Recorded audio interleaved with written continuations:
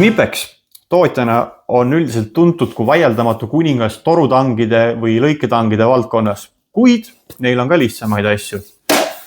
Selle asemel, et leiutada mõnda täiesti uut asja, on nad parendanud ühte vana toodet, mis on ilmselt iga ehitaja taskus, ehk siis kipsinuga. Mis teeb selle noa siis eriliseks? Esiteks, teravahetus.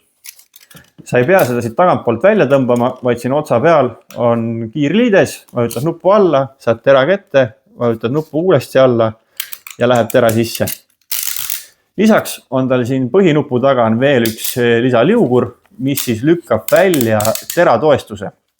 Ehk siis tera on tugevam, ta ei paindu ning lisaks annab sulle ka mõnusa jõuõla siia otse tera peale, kui on vaja vajutada kuskile tugevamalt sisse. Väga mugav.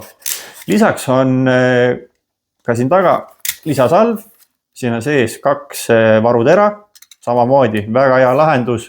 Kuskil kõrgel kõrgustes murdub tera ära, plõks võtad tagant välja, paned uue sisse ja saad tööd edasi teha. Kähes on ta päris siuke mugav, ei saa midagi öelda. Ütleme ära, Knipex on teinud järjekordselt päris head tööd.